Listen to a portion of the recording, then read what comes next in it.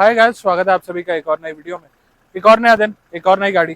और आज मेरे साथ है सबकी पसंदीदार गाड़ी। कौन सी है? तो ये है फॉर्च्यूनर लेजेंडर। दोस्तों, काफी दिन हो गए इसको चलाते हुए और काफी सारी चीजें मैंने नोट करी। इससे पहले फॉर्च्यूनर वगैरह भी चला चुका हूँ, सेगमेंट की हर गाड़ी में चला चुका हूँ, चाहे वो इसुजू की ऑफरिंग हो, चाहे वो एमजी की ऑफरिंग हो। और फोर्ड तो इंडिया से एग्जिट कर ही चुका है। तो आज की इस वीडियो में आपको दिखाते हैं कि टोयोटा क्या ऑफर करता है इंडियन मार्केट में, अगर आप एक रुतबे वाली गाड़ी या फिर अपने मन की गाड़ी खरीदना चाहते हैं, जो कि कॉस्ट करती है 52 लाख रुपए।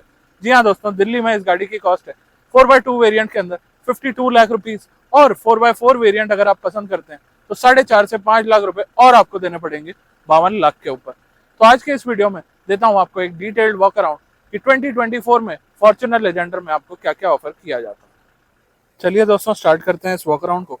और सबसे पहले आपको देता हूँ इसके डिजाइन की डिटेल्स। तो सबसे पहले तो आप देखेंगे तो दोस्तों एक ही कलर ऑप्शन आता है इस फॉर्च्यूनर लेजेंडर के अंदर, जो कि है pearl white with black roof. कैसा लग रहा है आपको देखने में? ज़रूर बताइएगा कमेंट सेक्शन में। और आप में से काफ़ी सारे लोग बोलेंगे कि आपने अलग अलग कलर्स में भी लेजेंडर को देखा है। तो दोस्तों, टोयोटा उसे फैक्ट्री से नहीं भेजता है। काफ़ी लोग आजकल अपनी पुरानी फॉर्च्यूनर्स के अंदर लेजेंडर किट इंस्टॉल करा रहे हैं, तो वो अपनी बॉडी कलर के हिसाब से उसे पेंट करा लेते हैं। चलिए अब डिज़ाइन की बात करते हैं। तो सबसे पहले तो फ्रंट फेस में बदलाव है, अगर हम फॉर्च्यूनर से कंपेयर करते हैं, और थोड़ी सी और एजी, थोड़ी सी और शार्प आपको ये दिखने वाली है। बाकी अब फ्रंट लुक से बात करते हैं तो एक बड़ा सा हुड एरिया आपको देखने को मिल जाएगा, और विंडशील्ड मिलेगी हीट रिजेक्शन वाली। सारे ग्लासेस आपको इस गाड़ी के अंदर हीट रिजेक्शन वाले देखने को मिलते हैं। ट्विन वाइपर्स मिलेंगे, कोई अडैस वगैरह के फीचर्स इसमें अभी नहीं आते हैं। फीचर्स के बारे में आप जानते ही हैं कि फॉर्च्यूनर रिलायबिलिटी के लिए जानी जाती है, रगडनेस के लिए जानी जाती है, ना कि फीचर्स के लिए। इसके बाद सेंटर में आपको मिलता है बड़ा सा टोयोटा का लोगो क्रोम के अंदर, और जितना भी और क्रोम है वो सब यहाँ पे पियानो ब्लैक या फिर सिल्वर हो चुका है, क्योंकि नॉर्मल फॉर्च्यूनर में हमें क्रोम का काफ़ी ज़्यादा टच देखने को मिलता है। तो इसे थोड़ा सा यूनिक, थोड़ा सा हटके बनाया गया है। तो आप देखेंगे दोनों ही ग्रिल्स पियानो ब्लैक के अंदर है, चाहे अपर ग्रिल हो चाहे नीचे वाली एयर डैम हो। नीचे नंबर प्लेट के लिए जगह दे दी गई है, और उसके नीचे अगर आप देखेंगे तो जो स्किड प्लेट दी गई है वो है अपनी सिल्वर कलर के अंदर। इसके बाद आ जाते हैं अपने लाइटिंग सेटअप की तरफ। तो यहाँ भी आप देखेंगे तो जो लाइटिंग सेटअप का सराउंड है वो अगेन पियानो ब्लैक कलर में आ चुका है, और फ्रंट पार्किंग सेंसर्स दिए गए हैं इसके अंदर दो, एक इधर और एक दूसरे फॉग लैम्प की तरफ। उसके अलावा अगर बात करते हैं तो नीचे आपको डायनामिक स्वाइप इंडिकेटर्स दिखाई दे रहे होंगे, जो कि फ्रंट में भी और रेयर में भी डायनामिक स्वाइप ही आते हैं। अब बात कर लेते हैं जरा इन हेडलैम्प्स की। तो हेडलैम्प्स इस टाइम ऑन नहीं है, पर क्वाड बीम एलईडी हेडलैम्प्स दिए गए हैं, और दो प्रोजेक्टर और दो रिफ्लेक्टर हैं। बेसिकली लो बीम के लिए आपको दो प्रोजेक्टर एलईडीज मिलती हैं, और हाई बीम के लिए आपको दो रिफ्लेक्टर एलईडीज मिलती हैं। नीचे जो फॉग लैम्प आप देख रहे हैं वो भी आपका एलईडीज के अंदर ही दिया जाता है। अब चलते हैं थोड़ा साइड प्रोफाइल की तरफ। तो दोस्तों, फ्रंट में तो आपने देख लिया कि बम्पर दिया गया है ग्लॉसी में, बट साइड में जो अपनी क्लैडिंग्स वगैरह है, व्हील आर्च क्लैडिंग्स वगैरह जो जिन्हें बोला जाता है, वो रफ प्लास्टिक में ही दी गई हैं, और रेगिडनेस को मेंटेन किया गया है। तो चलिए फ्रंट से शुरू करते हैं। और यहाँ से अगर आप लुक देखेंगे तो एकदम स्ट्रेट डिजाइन दिया गया, प्रॉपर एक एसयूवी वाली फील है, और एक proper genuine SUV, 7 seater SUV, family SUV आप इसे बोल सकते हैं। तो सबसे पहले तो बात करते हैं टायर्स की। तो दोस्तों, डायमंड कट डिजाइन के अलॉय व्हील्स आपको इसमें देखने को मिलते हैं, जो कि 18 इंचेस के। और टायर साइज की बात करें तो 265 55 R18 का टायर साइज है। ब्रिजस्टोन के टायर्स हैं, और इस गाड़ी के अंदर एसटी टायर्स हैं, क्योंकि ये जो गाड़ी मैं आपको दिखा रहा हूँ ये है अपनी 4x2 वेरिएंट। लेजेंडर के अंदर आपको 4x2 और 4x4 के ऑप्शन मिल जाते हैं। बाकी डिटेल्स की बात करेंगे इंजन से रिलेटेड जब आगे चलेंगे इंजन की तरफ। बाकी व्हील एरिया आप देख सकते हैं, तो व्हील एरिया काफ़ी सही है, और क्लैडिंग आपको देखने को मिल जाती है रफ ब्लैक के अंदर। बाकी डुअल टोन की डिवीजन होती है आपकी यहाँ से स्टार्ट। तो ग्लास एरिया से ऊपर जितना भी पार्ट आप देखेंगे वो है मैट ब्लैक के अंदर, और ये सॉर्ट ऑफ रैप है, प्रॉपर पेंट तो ये नहीं लग रहा है। मिरर की तरफ देखेंगे तो हल्का फुल्का मिरर्स वगैरह टच हो जाते हैं, हालांकि मेरे से नहीं हुए हैं, मेरे पास जब आई थी तो ऐसे की ऐसे थी। मिरर्स भी आपके ब्लैक में नहीं है, नॉर्मल पर्ल वाइट फिनिश में है, और यहाँ पे आपके एलईडी टर्न इंडिकेटर्स हैं। और इन मिरर्स के नीचे आपको पडल लाइट देखने को मिल जाती है, जो कि रात में आपको असिस्ट कर सकती है। अब आ जाते हैं अपने विंडो एरिया की तरफ। तो विंडो लाइन क्रोम गार्निश आपको दे दी गई है, जो कि इस मिरर से स्टार्ट होती है और उस मिरर पे खत्म होती है। बाकी लोअर गार्निश इसे बोला जाता है, अपर गार्निश इस गाड़ी के अंदर नहीं है। क्रोम में डोर हैंडल है और दोनों ही साइड आपको रिक्वेस्ट सेंसर देखने को मिल जाते हैं। नीचे आपको फुटबोर्ड देखने को मिल रहा है और ये फुटबोर्ड थोड़ा सा मुड़ा हुआ दिख रहा होगा आपको आगे से, क्योंकि ये गाड़ी कहीं ना कहीं टच हुई होगी। हालांकि मेरी जर्नी के दौरान ये टच नहीं हुई है। अपना एक्सपीरियंस ड्राइव का भी, हिल्स ड्राइव का भी और नाइट ड्राइव का भी आपको अलग अलग वीडियोस में मैं शेयर करके बता दूंगा। बाकी अब चलते हैं ऊपर की तरफ। तो ऊपर आप देखेंगे तो रूफ रेल्स और यही मैट ब्लैक रूफ आपको देखने को मिल जाती है। ग्लास एरिया की बात करें तो सारे ग्लासेस हीट रिजेक्शन वाले हैं और यहाँ अगर आप देखेंगे तो क्वार्टर ग्लास भी दे दिया गया। बाकी थर्ड रो वालों के लिए भी पूरा ग्लासी एरिया दिया गया है। हालांकि थर्ड रो किसी भी 7 सीटर की उतनी ज़्यादा सक्सेसफुल नहीं है। बाकी फ्यूल टैंक दिया गया आपका लेफ्ट साइड में। रेयर में भी टायर साइज सेम है, फ्रंट हो या रेयर दोनों ही जगह आपको डिस्क ब्रेक देखने को मिल जाती है। और अब बात करते हैं रेयर डिज़ाइन की, और रेयर से भी आपको दिखा देता हूँ। तो रेयर से इतने बड़े बदलाव आपको इसमें नहीं मिलते हैं जितने फ्रंट से मिलते हैं। हालांकि हल्के फुल्के बदलाव हैं, जैसे कि ये डुअल टोन आप देखेंगे तो कुछ इस तरीके से फॉर्म होता है रेयर स्पॉइलर वाले एरिया पे। और मैं आपको बता रहा था ये रैप टाइप का है, तो यहाँ आप देखेंगे तो हल्का सा पील ऑफ भी हो गया, क्योंकि ये गाड़ी है थोड़ी पुरानी। हालांकि अभी तक टोयोटा इसी को सेल कर रहा है मार्केट के अंदर। अब रेयर ग्लास भी हीट रिजेक्शन वाला है, रेयर वाइपर, वॉशर, डिफॉगर सभी चीज़ें दे दी गई हैं। और जैसा कि मैंने आपको बताया था, क्रोम दोनों ही साइड मिरर से साइड मिरर तक मिलता है, तो वो चीज़ आप रेयर से कनेक्टिंग देख सकते हैं। उसके नीचे आएंगे तो यहाँ पे आपको टोयोटा का लोगो मिल जाएगा सेंटर के अंदर और फॉर्च्यूनर की बैजिंग मिल जाएगी ग्लॉस ब्लैक के अंदर। नंबर प्लेट आप देख सकते हैं, तो नंबर प्लेट के लिए जगह यहाँ दे दी गई है। यहाँ लाइट्स हैं और अपनी लेजेंडर की बैजिंग करी गई है लेफ्ट साइड के अंदर। उसके अलावा डायनामिक स्वाइप इंडिकेटर्स तो आप देख ही पा रहे होंगे। और नीचे की तरफ अगर मैं चलूँ तो नीचे बम्पर डिज़ाइन चेंज किया हुआ है। हालांकि इसमें एक यूनिक चीज़ मेरे को दिखाई दी, 5 पार्किंग सेंसर्स दिए गए हैं रेयर बम्पर के अंदर। और रेयर में भी आपको नीचे अगर आप देखेंगे तो फॉग लाइट्स का प्रोविजन दे दिया गया है इस गाड़ी के अंदर। इसके बाद नीचे की तरफ चलते हैं तो नीचे स्किड प्लेट दी गई है ग्लॉसी ब्लैक में और उसके नीचे आप स्टेपनी भी देख पा रहे होंगे। उसके अलावा दूसरी साइड की अगर बात करें तो दूसरी साइड से आप लुक ले सकते हैं। सभी चीज़ें सेम है जो मैंने आपको बताई हैं अपनी ऑपोजिट साइड से। अब दोस्तों टेक्निकल डिटेल्स की तरफ आपको लेके आया ही हूँ, तो सबसे पहले शुरुआत करते हैं अपने इंजन के साथ, क्योंकि इंजन से ज़्यादा टेक्निकल चीज़ एक गाड़ी के अंदर कुछ नहीं होती है। और इंजन दिखाता हूँ आपको सबसे पहले, जिसके लिए, जिसकी रिलायबिलिटी के लिए, जिसकी कैपेबिलिटी के लिए और जिसकी मेंटेनेंस के लिए टोयोटा जाना जाता है। बाकी हेडलाइट्स वगैरह आपने नोट करा होगा, तो मैंने ऑन कर दिए। और थोड़ा सा टफ है इसके बोनट को ओपन करना सिंगल हैंडेडली, बट कोशिश करता हूँ आपके लिए।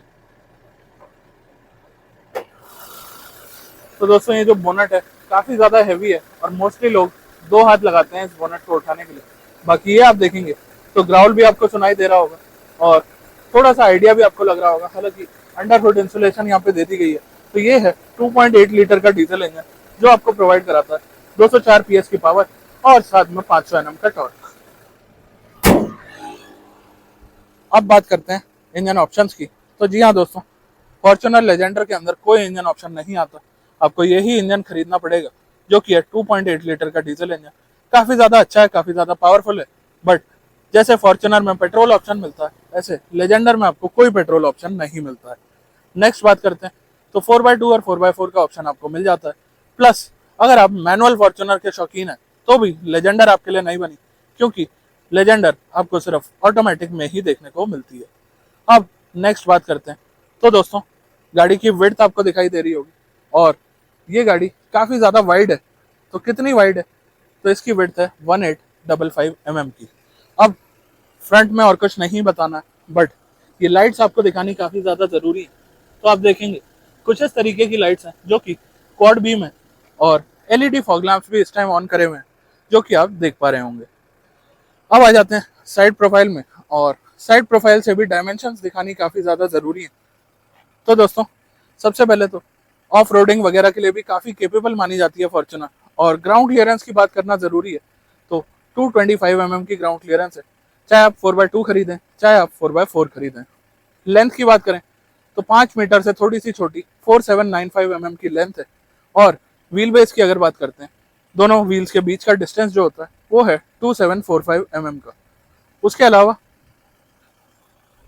आगे और पीछे दोनों ही जगह डिस्क ब्रेक हैं, 18 इंच के व्हील्स हैं, और यहाँ से आप फिल कराते हैं इसके अंदर डीजल, जो कि 80 लीटर की टैंक कैपेसिटी के साथ आपको ऑफर करा जाता है। इसके अलावा हाइट की अगर बात करते हैं गाड़ी की, तो रेयर से सबसे सही हाइट दिखाई देती है गाड़ी की, जो कि है 1835 mm की। अब दोस्तों ये तो बात हो गई डायमेंशंस की, इंजन की डिटेल्स आपको दे दी, ट्रांसमिशन की डिटेल्स आपको दे दी, बट प्राइसिंग वगैरह की बात करेंगे अपने वर्डिक्ट में।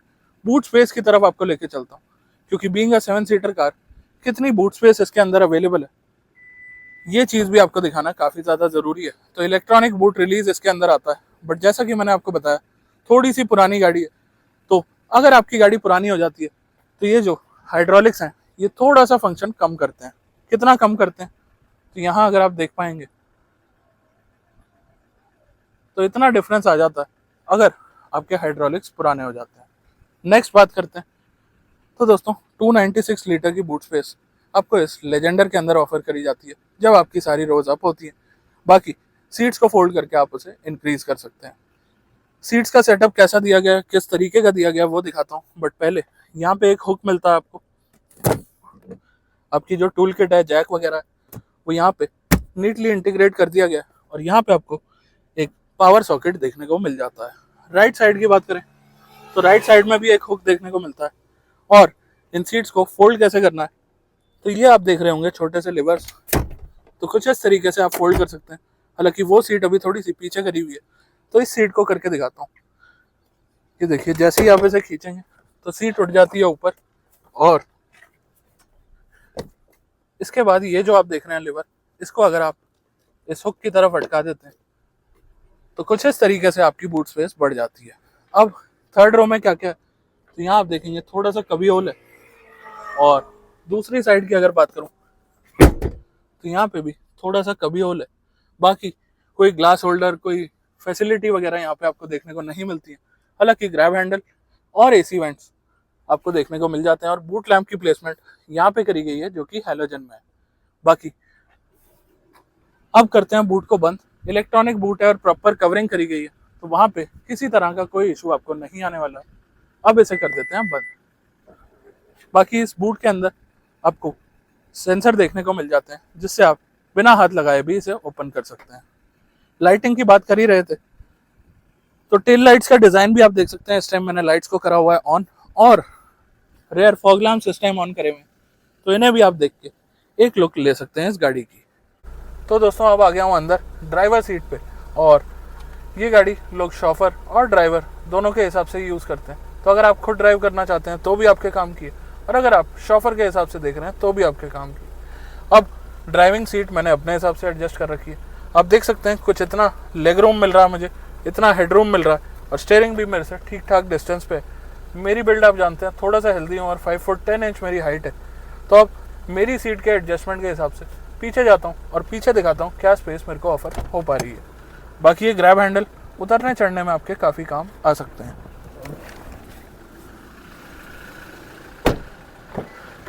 बाकी दोस्तों अगर आप थोड़ा सा ज़्यादा एज में है या आपके घुटने वगैरह में थोड़ी सी दिक्कत है, तो इनग्रेस आउटग्रेस आपके लिए थोड़ा सा डिफिकल्ट रहने वाला है इस गाड़ी में। बाकी एज पे काफ़ी सारी चीज़ें डिपेंड करती हैं। मेरे लिए पर्सनली ये कोई इशू वाली बात नहीं है, मुझे मज़ा आता है थोड़ा सा ऊपर चढ़ के गाड़ी में बैठने में।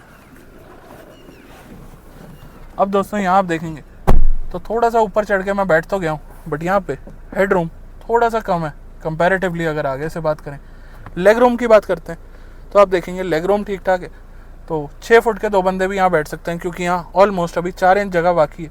तो मैं एक्सपेक्ट कर रहा हूँ कि 6 इंच के लोग भी यहाँ बैठ जाएंगे।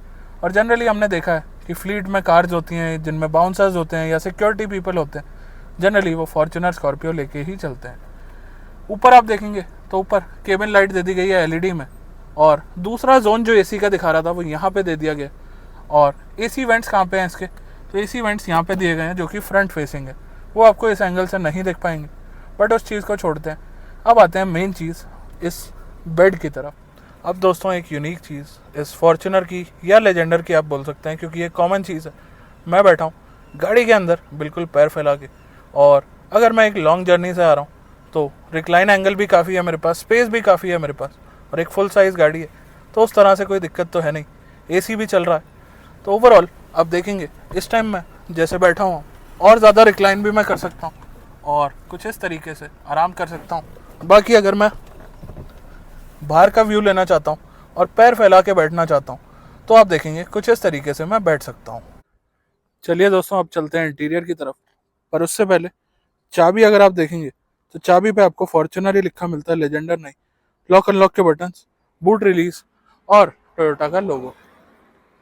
अब यहाँ अगर आप देखेंगे तो लॉक अनलॉक करने के लिए आपके पास दो तरीके हैं, एक तो रिक्वेस्ट सेंसर और एक आप अपना चाबी से काम चला सकते हैं। अब अंदर के फीचर्स दिखा देता हूँ आपको। तो एम्बियंट लाइट वगैरह तो इस टाइम नहीं दिख पाएगी आपको, हालांकि ये जो पार्ट है ये एम्बियंट लाइट का अगर आपको दिख पा रहा हो।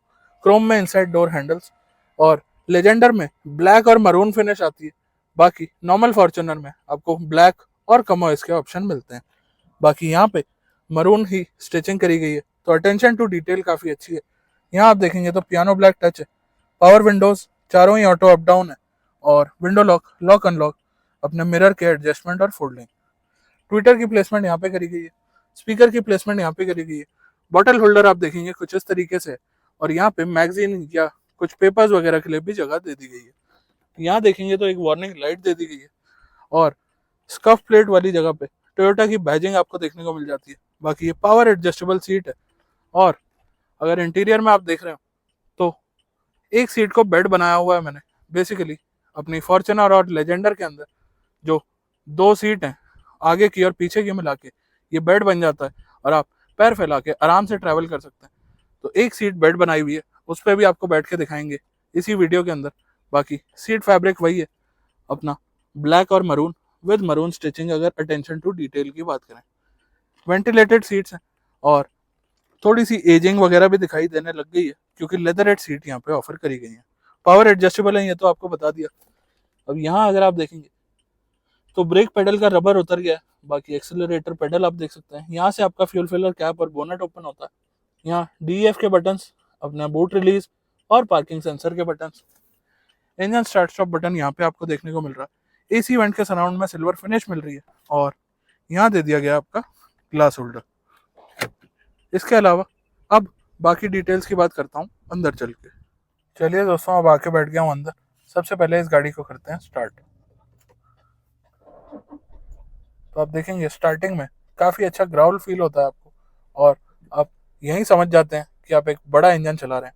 बाकी यहाँ पे आपकी लेजेंडर बनी आती है और फॉर्च्यूनर लिखा आता है और यहाँ पे टोयोटा लोगों के साथ साथ आपको कॉजन मिलती है कि ड्राइव सेफली एंड ओबे ट्रैफिक रूल्स। तो ये एक काफ़ी अच्छा और काफ़ी पर्सनल टच है। अब स्टार्ट करते हैं और डिटेल्स के साथ। तो दोस्तों, सबसे पहले स्टेयरिंग की अगर बात करें तो लेदर रैप्ड स्टेयरिंग व्हील है। हालांकि अगर क्लोज लुक पे लेके आऊँ तो लेदर काफ़ी ज़्यादा ख़राब हो चुकी है क्योंकि अलग अलग मीडिया पर्सन अलग अलग तरीके से इस व्हीकल को टेस्ट करते हैं और कई हाथ पे ये गाड़ियाँ चलती हैं। तो इसीलिए ये गाड़ियाँ आपको कुछ इस तरीके की देखने को मिलती हैं। अटेंशन टू डिटेल की बात करें तो यहाँ पे मरून कलर में ही अपना स्टिचिंग करी गई है। बाकी ये तो अपना हार्ड वुडन फिनिश में है ही। टोयोटा का लोगो, लेफ्ट साइड के जितने कंट्रोल्स हैं वो है अपने म्यूजिक सिस्टम के और राइट साइड के जितने कंट्रोल्स हैं वो हैं MID के। दोनों ही चीज़ों की बात करेंगे अभी आगे चल के। उसके अलावा स्टेयरिंग एडजस्ट की अगर मैं बात करूँ तो टिल्ट हो या टेलीस्कोपिक हो, दोनों ही तरह की एडजस्टमेंट यहाँ पे ऑफर करी जाती है और सिल्वर कलर का टच है नीचे की तरफ। राइट साइड में आप देखेंगे तो हेडलैम्प लेवलर और स्टार्ट स्टॉप बटन आपको दिख रहा होगा। लेफ्ट साइड की अगर बात करेंगे तो वाइपर लेवर। उसके अलावा ये माइनस और प्लस यानी कि पेडल शिफ्टर्स और मैनुअल मोड भी इसके अंदर ऑफर किया गया है। सेंटर से अगर लुक दिखाऊं पूरे डैशबोर्ड की तो कुछ इस तरीके की लुक आपको देखने को मिलने वाली है। उसके अलावा अब चलते हैं अपने MID की डिटेल्स की तरफ। तो MID में सबसे पहले तो आपको RPM मीटर, नीचे टेम्परेचर मीटर, सेंटर में एक MID और उसके अलावा अगर आप देखेंगे तो राइट साइड में अगेन स्पीडोमीटर, नीचे फ्यूल मीटर और यहाँ पे एक नीडल दिख रही है। नीडल क्या करती है तो ऑडो की रीडिंग आप देख सकते हैं। एक बार स्टेबलाइज कर लेता हूँ फ़ोन को। उसके अलावा ट्रिप है, ये मैंने तब रीसेट करा था जब मैंने ट्रिप स्टार्ट करा था। एक ट्रिप पे लेके गया था इस गाड़ी को जिसकी डिटेल्स आपको माइलेज टेस्ट में मिल जाएंगी। ट्रिप भी मैंने तब रीसेट करा था जब अपना आखिरी माइलेज टेस्ट कंक्लूड करा था और यहीं से आप अपनी ब्राइटनेस वगैरह भी एडजस्ट कर सकते हैं अगर आप करना चाहते हैं। तो ये कोई डिटेल्स हैं नीडल की। अब आपको सेंटर यानी कि MID की तरफ लेके आ जाता हूँ। तो MID में डिजिटल स्पीड तो आप देख ही पा रहे हैं, इसके अलावा आउटसाइड टेम्परेचर दिख रहा है और नीचे ओडोमीटर की रीडिंग दिख रही है। और क्या ऑप्शंस है यहाँ पे, तो यहाँ पे आपको करंट माइलेज आफ्टर रीसेट दिख रही है 1.5 kmpl, जो कि काफ़ी कम है, बट ये एक्चुअल माइलेज नहीं है। काफ़ी देर से मैं यहाँ गाड़ी स्टार्ट खड़ी करके आपके लिए वॉक अराउंड बना रहा हूँ, इस चक्कर में ये माइलेज गिर के 1.5 हो गई है, तो इसको रियल लाइफ माइलेज ना माने। नेक्स्ट अगर चलते हैं तो रेंज दिखा रहा है जो कि है 204 किलोमीटर की, और उसके अलावा मेरी एवरेज स्पीड दिखा रहा है जो कि है 1 किलोमीटर पर आवर की।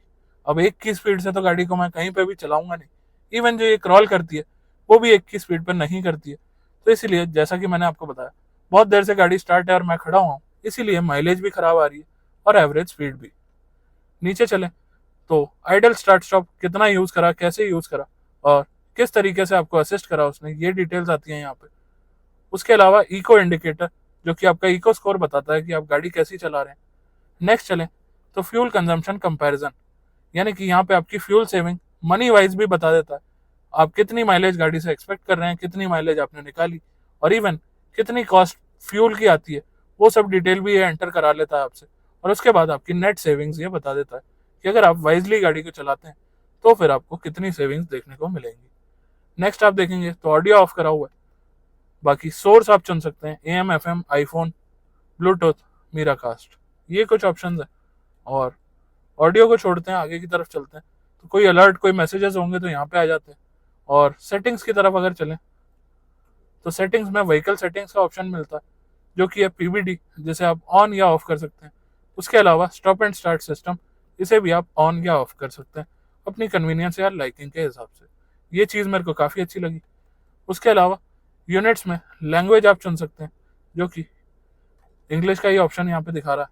और यहाँ आप देखेंगे तो किलोमीटर पर लीटर या लीटर पर 100 किलोमीटर, जो आपकी चॉइस हो आप उसमें माइलेज देख सकते हैं। इको इंडिकेटर को ऑन या ऑफ कर सकते हैं।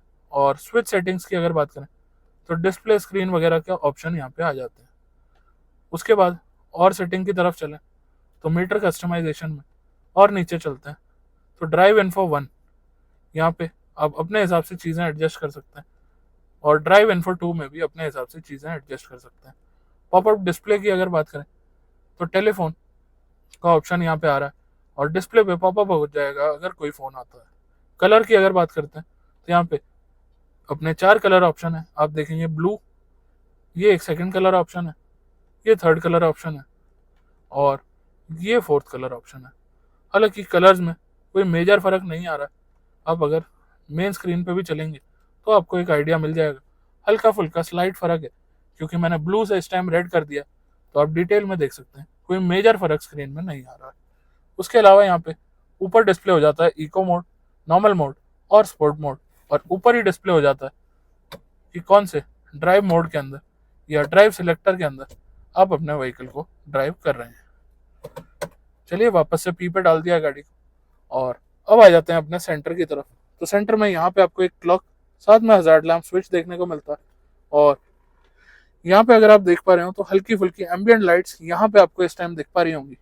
सेंटर में मिलता है एक 8 इंच का टच स्क्रीन सिस्टम जो कि Android auto Apple CarPlay support करता है। सभी तरह के फिजिकल नॉब फिजिकल बटन आपको मिल जाते हैं और इस स्क्रीन का लेआउट भी चेंज हो जाता है जब आप इसके कलर्स चेंज करते हैं अपने स्पीडोमीटर से। बाकी माइलेज वगैरह के कंसर्न तो मैंने आपको बता ही दिए।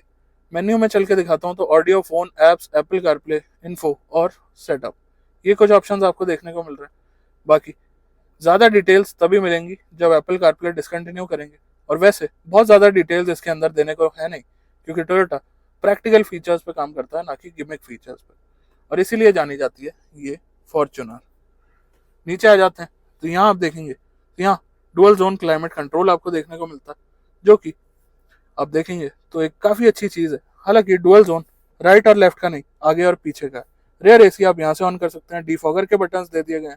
और नीचे आप देखेंगे तो power socket, USB socket, ventilated seats, एक कभी होल, उसके अलावा यहाँ पे आपको नीचे वायरलेस चार्जर देखने को मिल जाता है। और उसके अलावा यहाँ मिलता है एक कभी होल जहाँ पे 2 कप होल्डर, कुछ इस तरीके का गियर नॉब यहाँ पे ऑफर किया जाता है। यहाँ आप देखेंगे तो इको, नॉर्मल और स्पोर्ट मोड के बटन्स दिए गए हैं। ऑटो ऑफ और ट्रैक्शन कंट्रोल आप यहाँ से ऑफ कर सकते हैं। और ये जो बटन खाली हैं ये यूज होते हैं 4x4 में। और ग्लव बॉक्स के अंदर कुछ इतनी स्टोरेज आपको देखने को मिलती है। अब इस साइड की तरफ चलते हैं और इस साइड की डिटेल्स की बात करते हैं। तो ये अपर ग्लव बॉक्स आप देखेंगे इसमें वाटर बॉटल रखी हुई है, तो यहाँ पे कूलिंग फंक्शन है। और लोअर ग्लव बॉक्स की अगर मैं बात करता हूँ तो लोअर ग्लव बॉक्स में कूलिंग फंक्शन नहीं है, यहाँ आप अपने डॉक्यूमेंट्स वगैरह रख सकते हैं। दोनों ही साइड एक एक ग्लास होल्डर दिया गया है।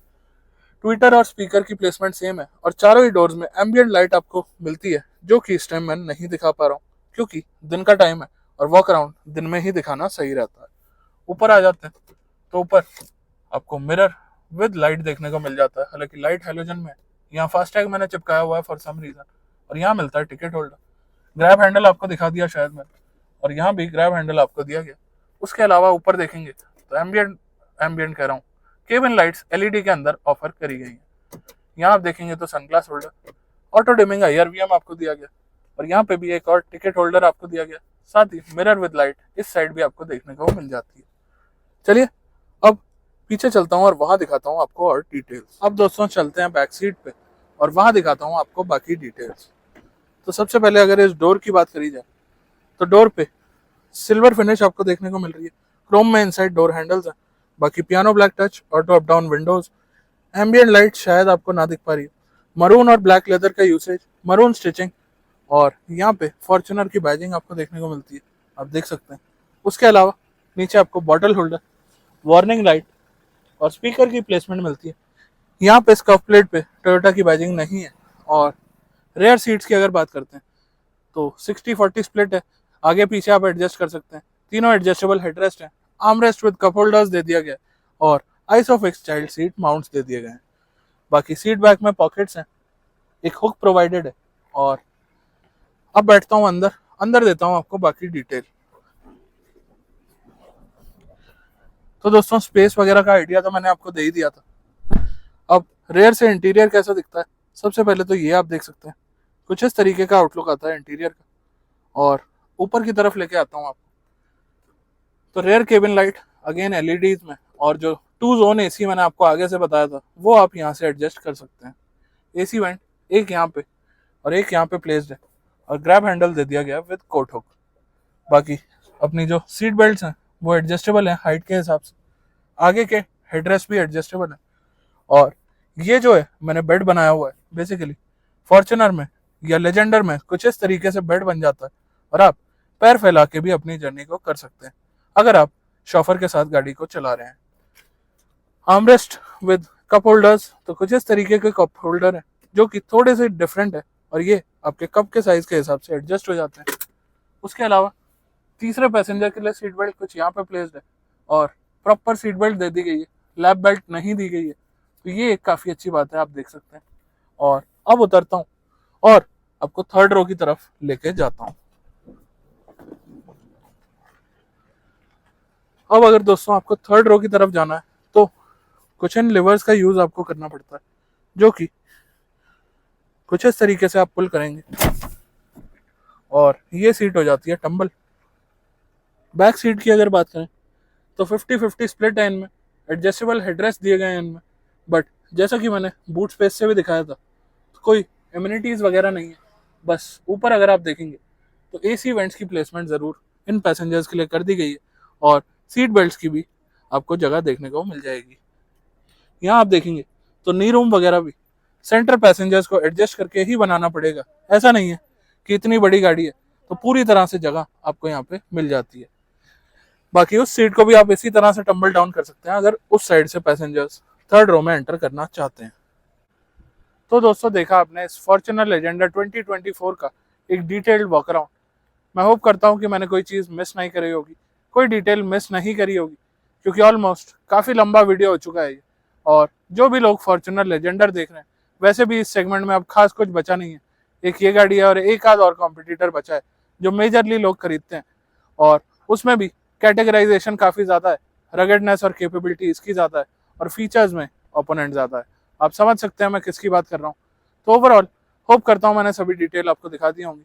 स्टिल अगर आपका कोई डाउट रह गया है तो कमेंट सेक्शन में लिखिएगा, और यहाँ तक वीडियो देख रहे हैं तो एक सब्सक्राइब तो बनता ही है, तो सब्सक्राइब भी कर दीजिएगा बाकी अब बात करते हैं वर्डिक्ट की कि मेरा क्या टेक है इस 52 लाख रुपए की 4x2 ऑटोमेटिक लेजेंडर के ऊपर। तो दोस्तों मेरा ये टेक है कि ये गाड़ी के पैसे जो आप दे रहे हैं वो फीचर्स के लिए नहीं दे रहे हैं, बल्कि इसकी रगेडनेस, रिलायबिलिटी, कैपेबिलिटी और लो मेंटेनेंस कॉस्ट के लिए दे रहे हैं, क्योंकि टोयोटा इन चीज़ों के लिए जाना जाता है।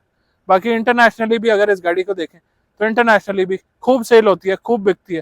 हालांकि प्राइस कंट्री वाइज वेरी करते हैं, थोड़ी सी ओवर प्राइस मैं ज़रूर बोलूँगा इस गाड़ी को, बट जो भी है अब कोई ऑप्शन तो है नहीं इससे बढ़िया या इससे बेकार, तो फिर क्या ही करें। इस सेगमेंट में अगर आपको कोई गाड़ी चाहिए और स्पेसिफिकली अगर 4x4 गाड़ी चाहिए तो यही सेंस बनाती है। 4x2 में आप अदर ऑप्शंस की तरफ भी नज़र बना सकते हैं इन केस आपको फीचर्स चाहिए। चलिए दोस्तों, मिलता हूँ ऐसे ही किसी और वीडियो में, तब तक के लिए ख्याल रखिए, ध्यान रखिए, धन्यवाद।